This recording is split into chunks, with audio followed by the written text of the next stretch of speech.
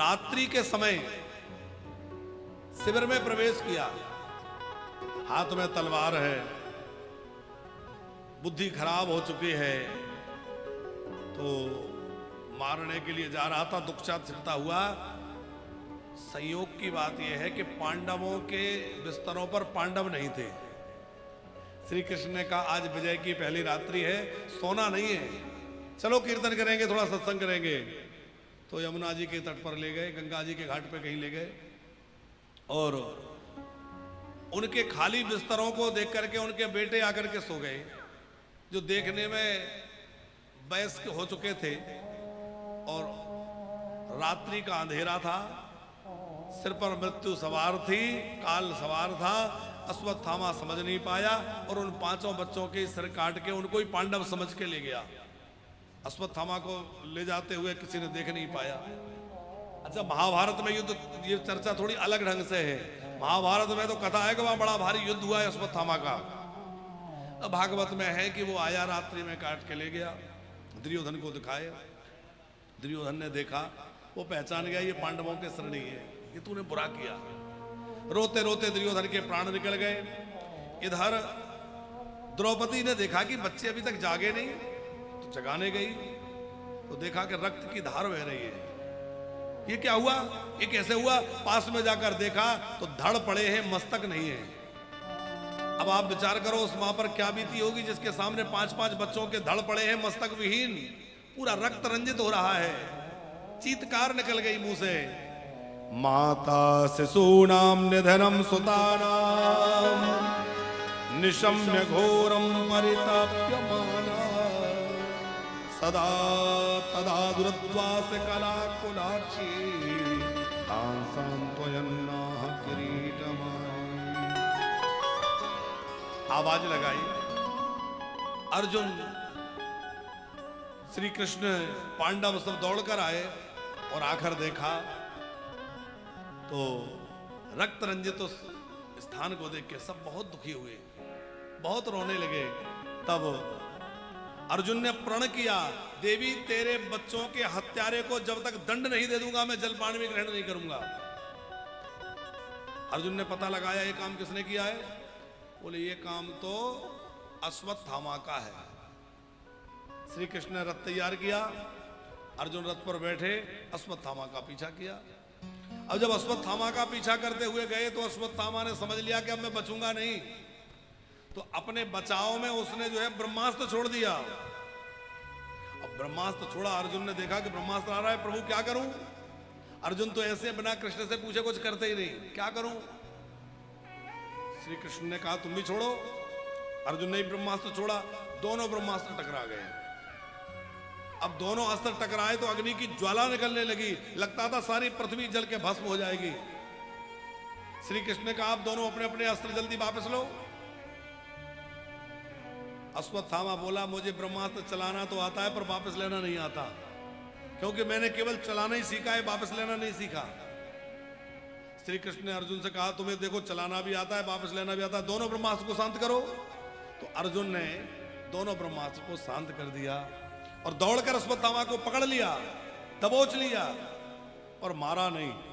चाहते तो अर्जुन वहीं मार डालते, पर अर्जुन ने सोचा ये बहुत ज्यादा डरा हुआ है, घबराया हुआ है, इसको क्या मारूं, और इसको तो द्रौपदी जो दंड देगी द्रौपदी के सामने ले जाकर पटक दूंगा।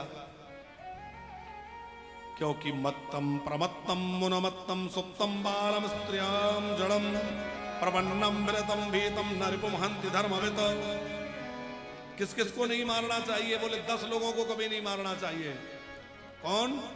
मत्तम, जो मतवाला है, कोई शराब पी रखी है, नशा कर रखा है, तो मत वाले व्यक्ति को क्या मारना? उसको मारोगे तो हम ही गलत कहलाएंगे। प्रमत्तम, जो मानसिक रूप से विक्षिप्त है, उस पर प्रहार नहीं करना चाहिए। जो किसी मद में उन्मत्त हो रहा है, धन के मद में, किसी मद में बहुत ज्यादा उन्मत्त हो रहा है, ऐसे व्यक्ति पर भी प्रहार मत करो, समय अपने आप उसको सब सिखा देगा। सोए हुए पर प्रहार मत करो, बालक पर प्रहार मत करो, स्त्री पर प्रहार नहीं करना चाहिए, जड़ बुद्धि एकदम मूर्ख है कोई, उस पर प्रहार नहीं करना चाहिए, बहुत ज्यादा भयभीत पर प्रहार नहीं करना चाहिए, रतविहीन पर प्रहार नहीं करना चाहिए, और शरण में आए हुए पर प्रहार नहीं करना चाहिए। नरिपुम हंतु धर्मवित। हमारे धर्म शास्त्रों में कैसी मर्यादा है। अभी हमने एक बात कही थी कि दुनिया में धर्म यदि कोई है तो सनातन। अब यहां एक बात और कह रहे हैं, ध्यान दीजिएगा,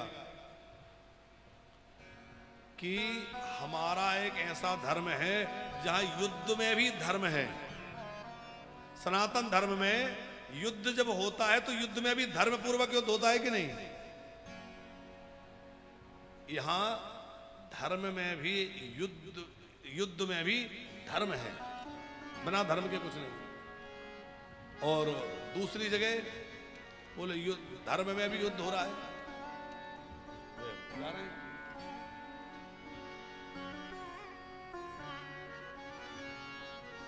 अभी अभी एक घटना हुई है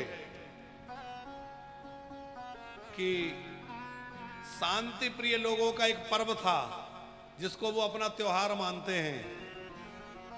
उस त्योहार पर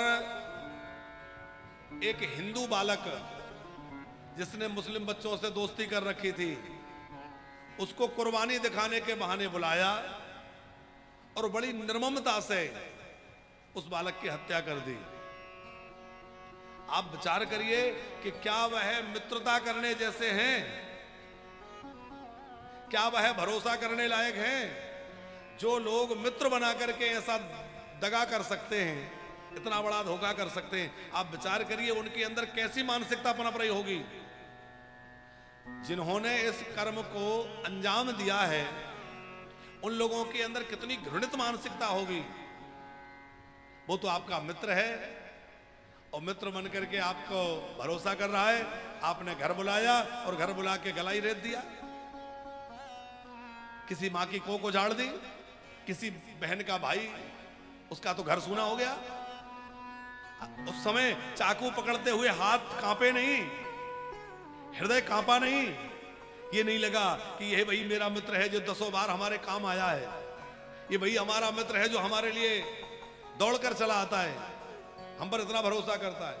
अब आप विचार करिए, ये बात उन बेटियों को भी समझने की आवश्यकता है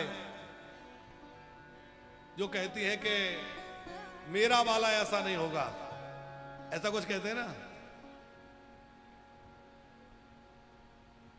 तो हमारी बेटियों को भी सावधान होने की आवश्यकता है, क्योंकि ये तरह तरह के जो जिहाद चल रहे हैं, ये जिहादी मानसिकता के लोग तरह तरह से लोगों को फंसाते हैं और एक एजेंडा के तहत लोगों को बरगला करके बच्चों को, बेटियों को अपने से मिला लेते हैं। फिर या तो उनको अपने धर्म में कन्वर्ट कर लेते हैं या फिर उनके ऊपर बर्बरता करते हैं और उनको बड़ा भारी दुखी करते हैं या तो मार डालते हैं।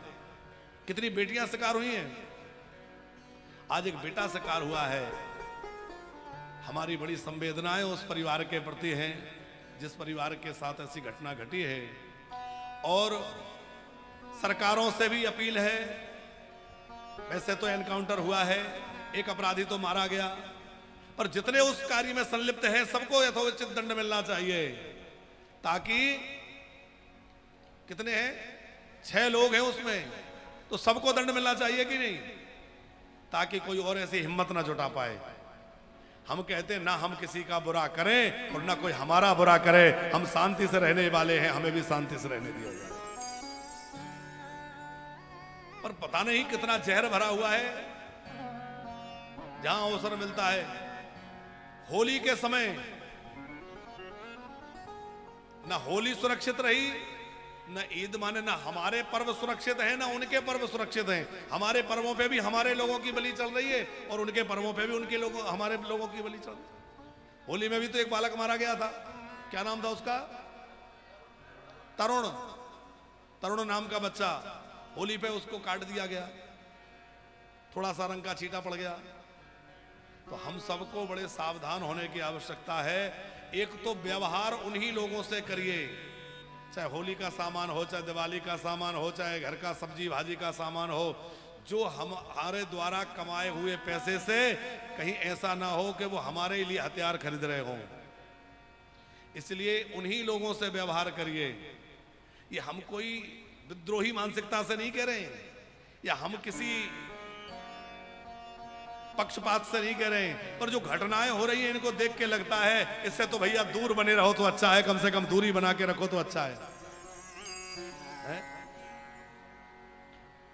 हमने तो देखा हमारे अग्रवाल परिवार के छोटे छोटे बच्चे ऐसे दहाड़ते, ऐसा बढ़िया सुनाते हैं। वो सुनाना तुम्हारा वो एक मुस्लिमों पर बनाया था ना तुमने कुछ, कौन सा? ये वाले सुनाते हैं वो छोटा वाला? हाँ, माइक दो जरा बालक को। ये बहुत बढ़िया इसने याद किया। हमने कहा वाह, मुस्लिमों के बीच में रह के ऐसा साहसपूर्ण कार्य। अच्छा, जहां ये रहते चारों तरफ, लेकिन फिर भी इनका साहस देखो, अदम्य साहस।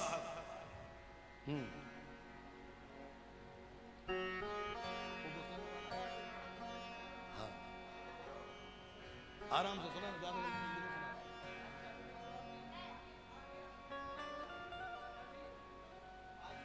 माइक चालू करो नीचे से, नीचे बटन हो गया।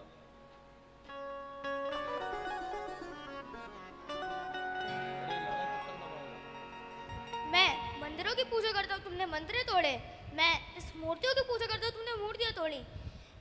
लेकिन तुम भूल गए, मैं इस चंद्रमा की पूजा करता हूँ, हिम्मत है तो हिला दो। मैं इस मिट्टी की पूजा करता हूँ, हिम्मत अपनी कब्र से निकाल लो। मैं इस अग्नि की पूजा करता हूँ, हिम्मत अपने घर का चूल्हा अपने हाथ से बुझा दो। मैं इस पर्वतों की पूजा करता हूँ, हिम्मत है तो मिटा दो। मैं इस सागर की पूजा करता हूँ, हिम्मत है तो मिटा दो। मैं इस अग्नि की पूजा करता हूँ, हिम्मत है तो बुझा दो। क्या बात है, क्या बढ़िया संदेश है बच्चे का। भाई हमने मंदिरों की पूजा करी, तुमने मंदिर तोड़ दिए। अरे हम तो अग्नि की पूजा करते हैं, मत अग्नि का प्रयोग करो। वायु की पूजा करते हैं, और भी है।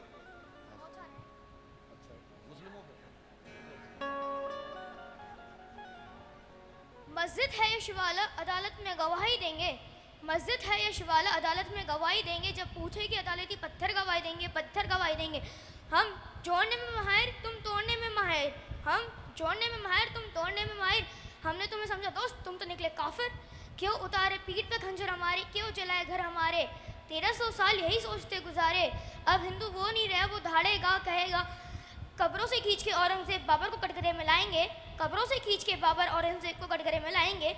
जब ये पूछे कि अदालती पत्थर गवाही देके जाएंगे, पत्थर गवाही देके जाएंगे।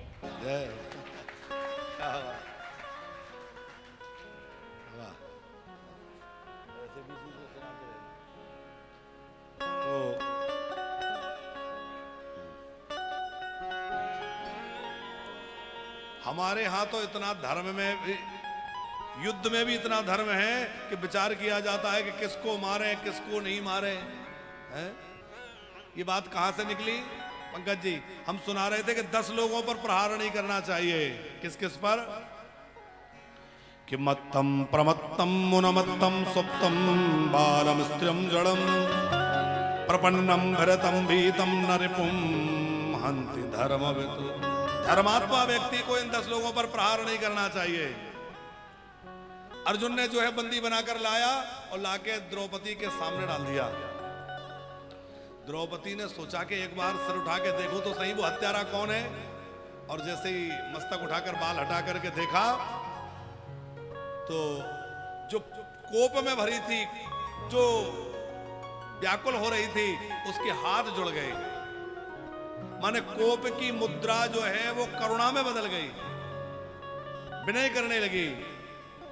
उवाच सहहन्यस्य उवाचे च हन्त्यस्य बन्धुना नयनं सति मुच्यतां मे स ब्राह्मणो नितरां गुरु। बोली अर्जुन छोड़ो छोड़ो इनको, इनको क्यों बांध रखा है? अर्जुन ने कहा यही तो हत्यारा है, इसी ने तो मारे बालकों को। द्रौपदी बोली भले ही हत्यारा हो, मुझे इसमें हत्यारा नजर नहीं आता, मुझे तो इसमें गुरुजी नजर आ रहे हैं। अब हमारे गुरुजी द्रोणाचार्य जी तो सुधार गए, तो गुरु जी के जाने के बाद पुत्र के रूप में गुरुजी ही खड़े हैं। इनका वैसा ही आदर करो जैसे तुम गुरुजी का आदर करते थे। क्या आपने गुरुजी के उपकारों को भूल गए? अरे गुरुजी ने जो विद्या इसको नहीं सिखाई वो भी तुम्हें सिखाई। माने ब्रह्मास्त्र चलाने की विद्या तो इसको सिखाई, पर लौटाने की इसको नहीं सिखाई, तुम्हें सिखाई। इसका मतलब तुम्हारे ऊपर उपकार ज्यादा है, तो तुम्हें गुरुजी के उपकारों का स्मरण करना चाहिए। और यहां एक बड़ी विचित्र बात कही है द्रौपदी ने कि अभी इनकी माताजी जीवित हैं, और यदि तुमने इनको मार दिया तो इनकी माताजी बहुत बिलख बिलख के रोएंगी। और जिस भूमि पर कोई ब्राह्मणी दुखी होकर के आंसू गिराती है, वो भूमि का जो राजा होता है उसका धर्म नष्ट हो जाता है, उसका ऐश्वर्य नष्ट हो जाता है। इसकी मां रोएगी तो तुम्हारा धर्म समाप्त हो जाएगा। मारोद्यस्य जननी गौतमी पति देवता यथाहं मृतवत्सार्तारो निदम सुमुखी मोह। इसलिए इसको छोड़ दो। अब अर्जुन चक्कर में पड़ गए, क्या करें? द्रौपदी कह रही है छोड़ दो।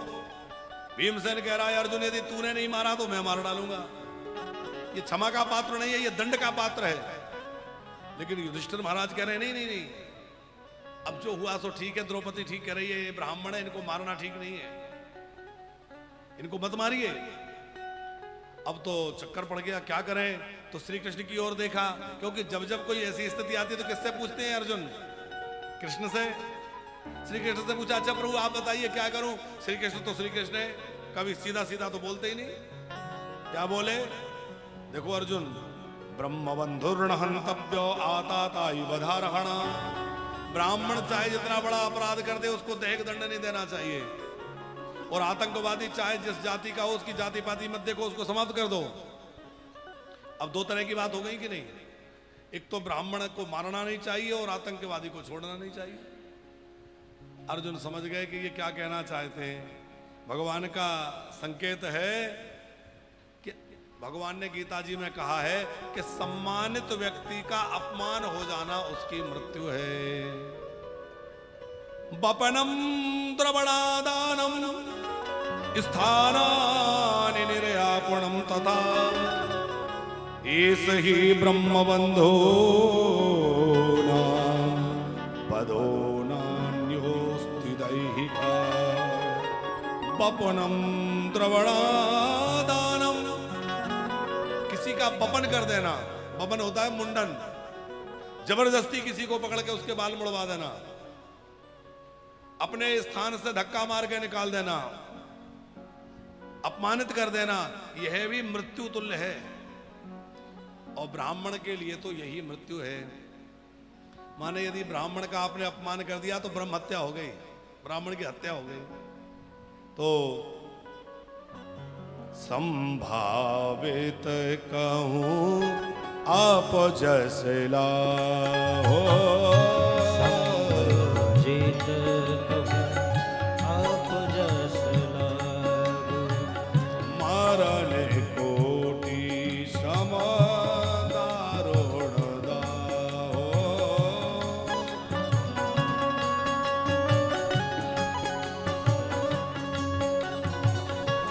संभावित आप जसला हो,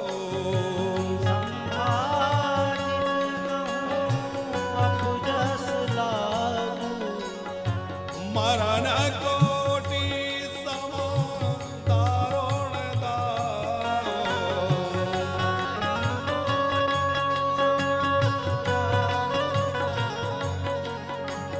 मरण कोटि सम दारुण दाहो, कोटि सम दारुण संभावित कह आप जसला हो, संभावित कह आप जसला हो। किसी सम्मानित व्यक्ति का अपमान ही मृत्यु है। अर्जुन समझ गए क्या करना है। अर्जुन ने क्या किया? अश्वत्थामा को पकड़ करके सिर मुड़ा दिया, धक्के मार के निकाल दिया। और कहा जाता है कि अश्वत्थामा के मस्तक पर एक मणि थी, वो मणि निकाल ली, धक्के मार के निकाल दिया। अब अश्वत्थामा बड़ा दुखी होकर के, लज्जित होकर के निकला। अच्छा अग्रवाल जी, अश्वत्थामा को पांडवों का उपकार मानना था कि मैंने काम तो ऐसा किया था कि मृत्यु दंड मिलना था, पर पांडवों ने दया करके मेरे को प्राण दान दे दिया, जीवन दान दे दिया। उपकार मानना था पर उपकार नहीं माना, बल्कि अर्जुन वो सोच रहा है अश्वत्थामा कि मैं इनसे बदला लूंगा, फिर सोचा कि इनका वंश समाप्त कर दूंगा। फिर हंसी आई, वंश में बचा ही कौन है, सब तो मर गए। फिर ध्यान आया जब अभिमन्यु युद्ध के लिए जा रहा था तो सुना था कि उसकी पत्नी जो है गर्भवती है। अब यदि उसके पेट में कोई बालक था तो वो तो जन्म लेने वाला होगा। अश्वत्थामा ने कहा कि मैं उसको गर्भ में ही समाप्त कर दूंगा ताकि पांडवों का वंश आगे ना बढ़े। अश्वत्थामा ने फिर ब्रह्मास्त्र लिया और पांचों पांडवों की ओर 5 अस्त्र छोड़े और उस गर्भ की ओर भी अस्त्र छोड़ा। और जैसे ही अपने गर्भ की ओर अस्त्र आते हुए देखा, उत्तरा ने व्याकुल होकर के कृष्ण को पुकारा, पाहि पाहि महायोगिन देव देव जगतपते नान्यम तदभयम पश्य यत्र मृत्यु परस्परम। हे महायोगी, हे श्री कृष्ण रक्षा करो रक्षा करो। अच्छा यहां आप देखिए जरा कि उत्तरा ने जब संकट आया तो किसको बुलाया? भगवान को बुलाया। उत्तरा के सामने कितने लोग खड़े हैं? उत्तरा के 5 ससुर खड़े हैं, सासू जी द्रौपदी जी खड़ी हैं, दादी सास कुंती जी खड़ी हुई है, मंत्री महामंत्री तमाम लोग हैं। लेकिन रक्षा की बात किससे करी? कृष्ण से। क्योंकि द्रौपदी ने सिखाया था, बेटी जब मेरे जीवन में संकट आया था ना, मैंने सबसे पुकार लगाई। भरी सभा में मेरा वस्त्र खींचा जा रहा था, चीरहरण हो रहा था, मैंने अपने पति से प्रार्थना करी। मैंने उस सभा के सभापति जो वहां के धृतराष्ट्र महाराज थे, राजा थे, उनको कहा, पितामह भीष्म कोई मेरी सहायता करने नहीं आया। फिर कौन आया? बोले जब किसी ने सहायता नहीं करी तो मैंने हाथ उठाकर द्वारिकाधीश को बुलाया और द्वारिकाधीश दौड़ के चले आए और मेरा वस्त्र बढ़ा दिया। तो बेटी तेरे जीवन में भी कभी कोई संकट की घड़ी आए तो दुनियादारी की प्रतीक्षा मत करना, भगवान की रक्षा पुकार करना। भगवान ही तेरी रक्षा करने आएंगे, उन्हीं को पुकारना। और ये हम सब के लिए सूत्र है कि जीवन में जब भी संकट की घड़ी आए तो किसको बुलाएं? दुनिया का आसरा ना तकें, दुनिया की राह ना देखें, एक गोविंद की राह देखें, उसी को बुलाएं, क्योंकि वही वास्तव में हमारा रक्षक है। केवल वही। द्वारिकाधीश दौड़ कर गए, 5 पांडवों के शस्त्र भी उन्होंने शांत कर दिए जो पांडवों की ओर आ रहे थे, और उत्तरा के श्वास से छोटा सा रूप बना के पेट में चले गए। जो बालक है उसकी रक्षा कर दी, ब्रह्मास्त्र को शांत कर दिया। गर्भ में ही वो बालक दिख रहा है, ये कौन है जो मेरी रक्षा करने आ गए? और वहीं से उस छवि को नेत्रों में उस बालक ने बसा लिया। फिर भगवान जो है द्वारिका जाने की तैयारी करने लगे। और ठाकुर जी तो ठाकुर जी हैं, मोर पंख वाले को जरा हम लोग भी प्रणाम करते हुए। तो ठाकुर जी ने अभी अभी उत्तरा के गर्भ की रक्षा करी। हम लोग प्रार्थना करें, प्रभु हम सबकी भी रक्षा आप करना।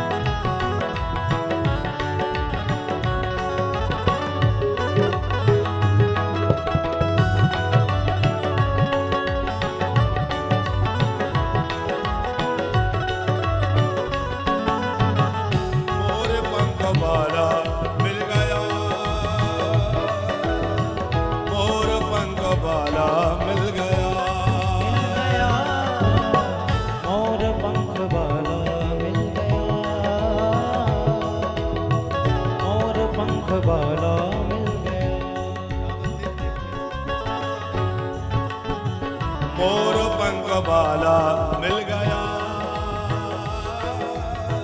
मोर पंख वाला मिल गया, मिल गया, मोर पंख वाला मिल गया, मोर पंख वाला मिल गया। अकेली गई थी मृग में गई थी रज में, कोई नहीं था मेरे संग में।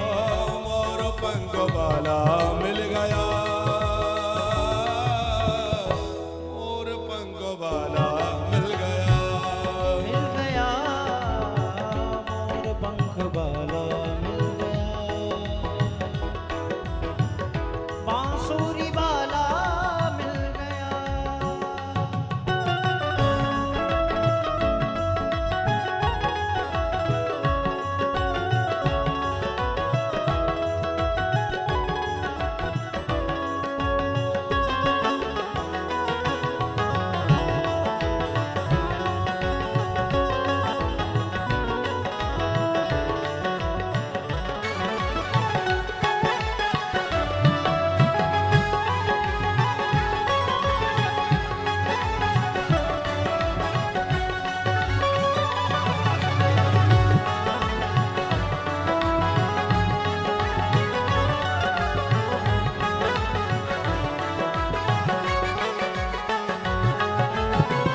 नींद चुराई मेरी बंसी बजा के, चैन चुराया मेरा सैन चला के।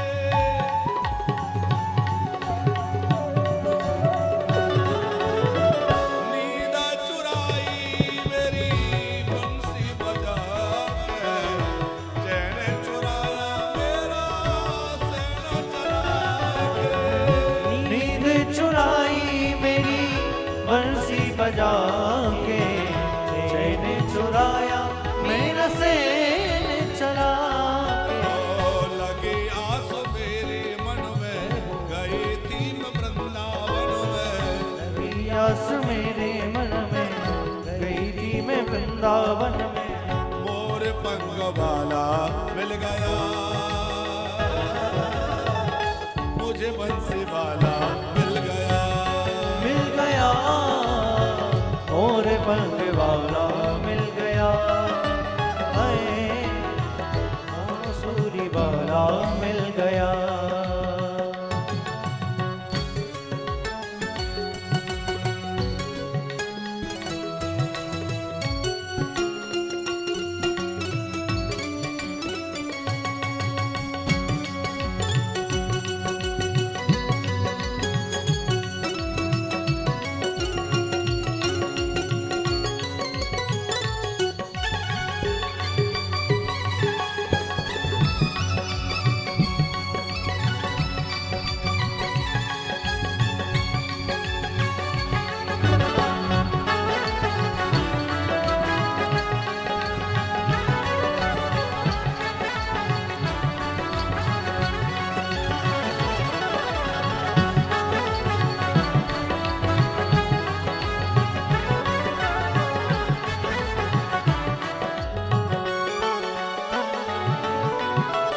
उसी ने बुलाया, उसी ने रुलाया, ऐसा सलोना शाम मेरे मनवाया।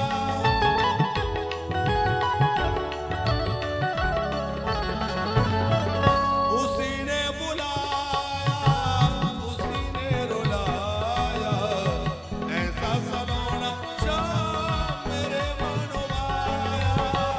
उसी ने बुलाया, उसी ने रुलाया, ऐसा सलोना शाम मेरे मन में।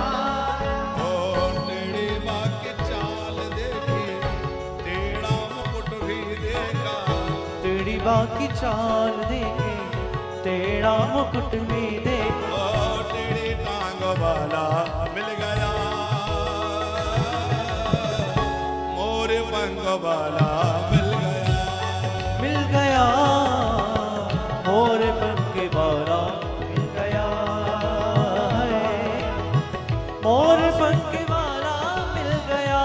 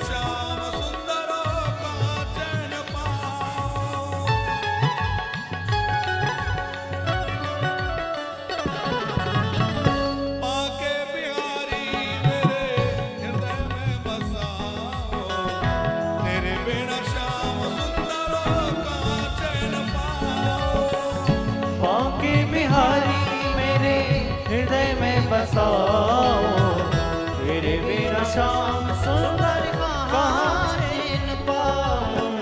लगने लगी तन मन में, ढूंढ रही निधि मन में, लगने लगी तन मन में, ढूंढ रही निधि वन में, मुझे गौ वाला मिल गया, मोर पंख वाला मिल गया, मिल गया, मोर पंख वाला मिल गया, मोर पंख वाला मिल गया। अकेली गई थी ब्रज में, कोई नहीं था मेरे संग में, अकेली गई थी ब्रज में, कोई नहीं था मेरे मन में, अकेली गई थी ब्रज में, कोई नहीं था मेरे संग में, अकेली गई थी ब्रज में, कोई नहीं था मेरे संग में, मोर पंख वाला मिल गया, मोर पंख वाला मिल गया, मिल गया, मोर पंख वाला मिल गया, मोर पंख वाला, मोर पंख वाला, मोर मिल गया। बोलो मोर पंख वाले की, अरे मोर पंख वाला मिल गया, मोर पंख वाला मिल गया, बोले मोर पंख वाले की।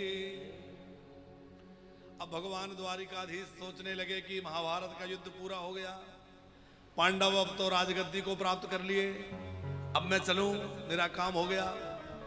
तो बार बार विदा मांगते हैं। पांडवों ने विदा किया और विदा लेकर के सबसे द्वारिकाधीश रथ में बैठ करके विदा होने लगे, जाने लगे।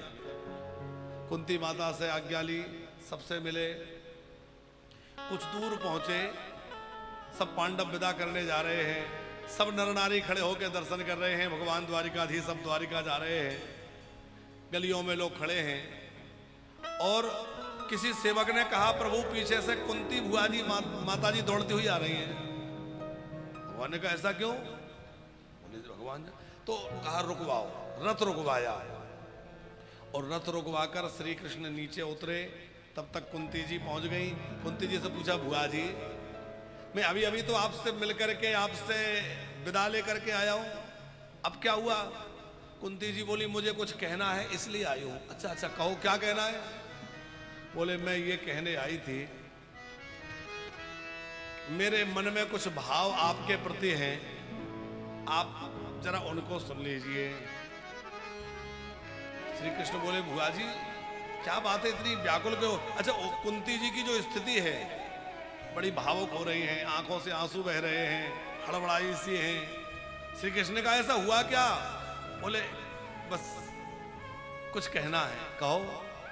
बोले नमस्ये पुरुषं त्वाद्यम ईश्वर प्रकृते परम अलेक्षम सर्वभूतानां अंतर्बहिरवस्थितम्। हे प्रभु नमस्ते, आज मैं आपको नमस्कार कर रही हूं। श्री कृष्ण बोले, अरे आप भुआ जी हैं, मैं भतीजा हूं, आप मुझे नमस्कार कर रही हैं, ठीक है क्या? नमस्कार तो मैं करूंगा।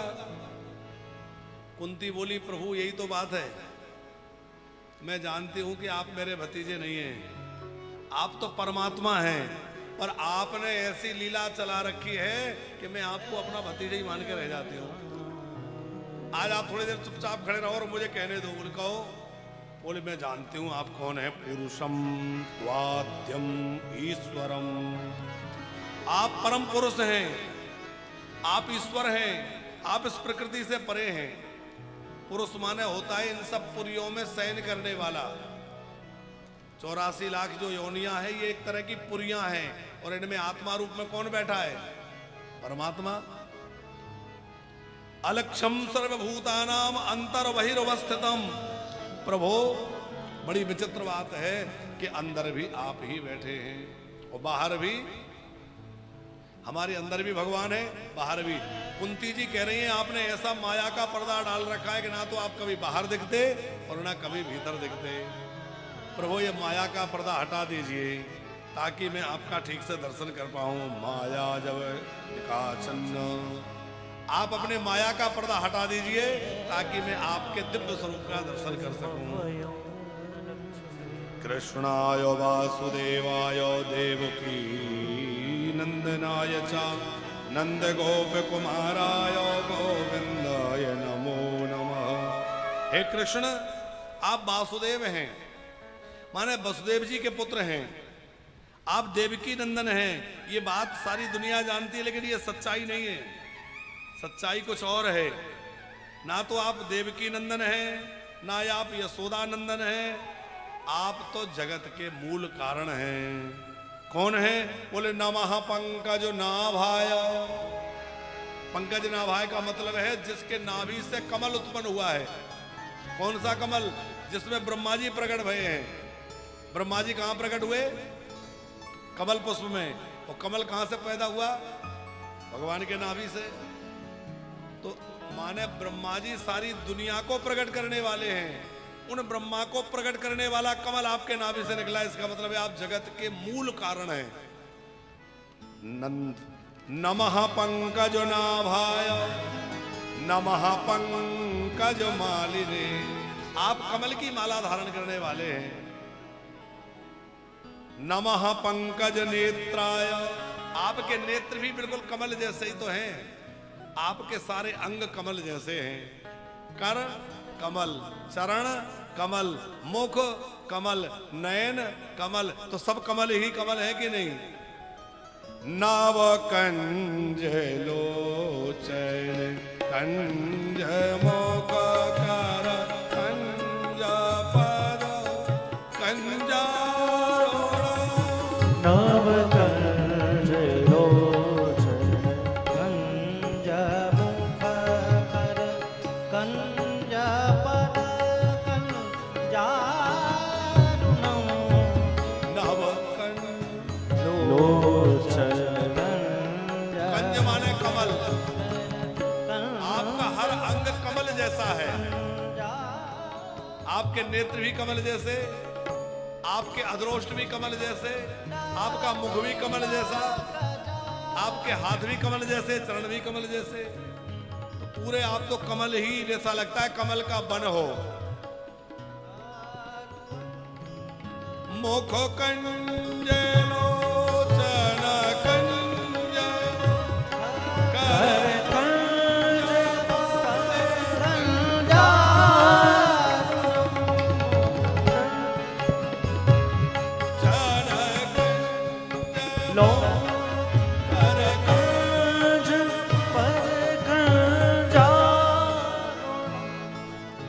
मुख कमल, नयन कमल, सब कमल ही कमल तो है। अच्छा, आपने कभी विचार किया कि भगवान के नेत्र आदि अंगों की उपमा कमल से क्यों दी जाती है? क्यों दी जाती है? कमल बड़ा सुंदर होता है इसलिए। सुंदर तो और भी बहुत सारी चीजें हैं, पर कमल से ही उपमा इसलिए दी जाती है कि ब्रह्मा की बनाई हुई सृष्टि में और किसी चीज से भगवान की उपमा देना तो पर यह है कि वो तो ब्रह्मा जी ने बनाया, भगवान ने ब्रह्मा जी को बनाया। तो कमल, बोले कमल जो है वो ब्रह्मा जी की सृष्टि में नहीं है, क्योंकि कमल पर ब्रह्मा जी प्रकट हुए हैं। कमल भगवान ब्रह्मा जी ने नहीं बनाया, कमल पर ब्रह्मा जी प्रकट हुए हैं। तो ब्रह्मा की सृष्टि से कमल बाहर है, इसलिए भगवान के अंगों की उपमा कमल से दी जाती है। बोले आपका सारा अंग कमल के जैसा है। इतना सब कहते कहते श्री कृष्ण की बाल लीलाओं का स्मरण करने लगी कुंती मैया। आपने जब अपनी मैया की मटकी फोड़ दी थी, आपकी मैया ने ऊखल से बांध दिया, आप कैसे डर रहे थे, आपके नेत्र कैसे नाच रहे थे, आप कैसे सुंदर सुशोभित हो रहे थे। अच्छा, ऐसे वर्णन कर रही है जैसे वही हों। हमारे गुरुजी सुनाते हैं, माता जी बोले कुंती माता जब बाल लीलाएं हो रही थी तो वही थी। कैसे?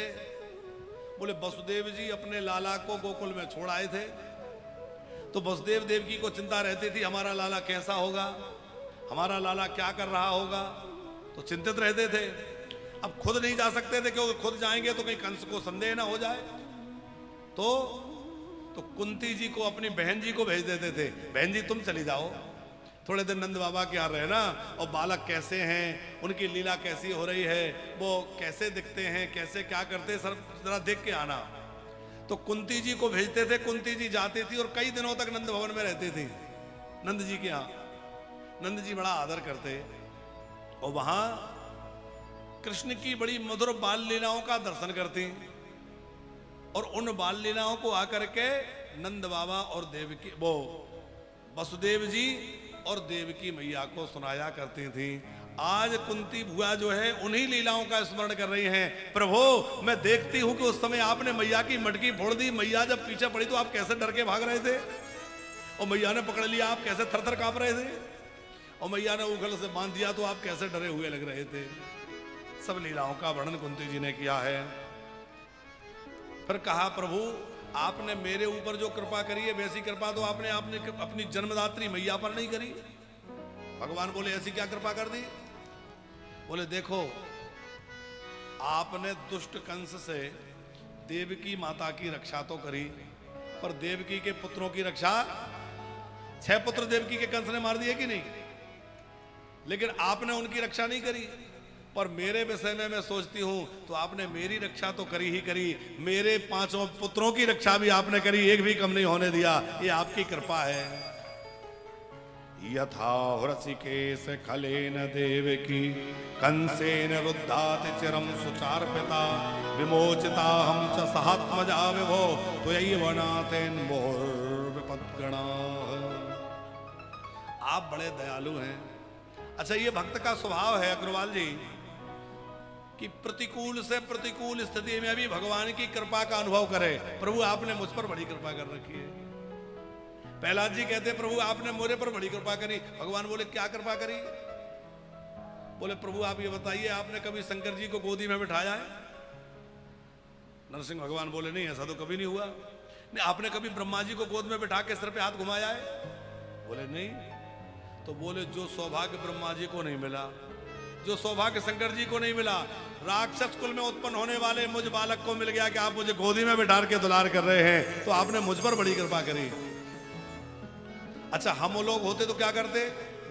पहले तो झगड़ा करते, इतनी देर क्यों लगाई आने में, अब आ रहे हो, मुझे कितना सहन करना पड़ा, कभी आगे में पटका, कभी पहाड़ों से गिराया, कभी क्या नहीं, अब आप चले आ रहे हैं। शिकायत करते, पर प्रहलाद जी शिकायत नहीं कर रहे हैं। प्रहलाद जी क्या कह रहे हैं? बड़ी कृपा करी। अच्छा मीरा जी, अब देखो मीरा जी के जीवन में कितने कष्ट आए, पर कभी मीरा जी ये नहीं कहती कि आपने मुझे इतनी पीड़ा क्यों दी, वो यही कहती हैं आपने बड़ी कृपा कर रही है, मुझ पर बड़ी कृपा कर रखी है। ये भक्त का स्वभाव है। आप ध्यान देना, यदि हमारे अंदर भगवान से शिकायतें हैं तो अभी हम भक्त नहीं बने, और कृतज्ञता भरी है तो समझ लेना हम भक्ति के मार्ग पर चल पड़े हैं। जैसे भगवान के उपकार याद आने लगे। बहुत अनुग्रह कीन्हो हरि तुम बहुत अनुग्रह। क्या अनुग्रह कीन्हो? साधन धाम विबोध दुर्लभ तन। साधन धाम विबोध दुर्लभ तन। मोहि कृपा करि दीनो। मोहि कृपा कर दीनो। बहुत अनुग्रह कीन्हो हरि तुम बहुत अनुग्रह कीन्हो। बहुत अनुग्रह कीन्हो हरि तुम बहुत अनुग्रह बहुत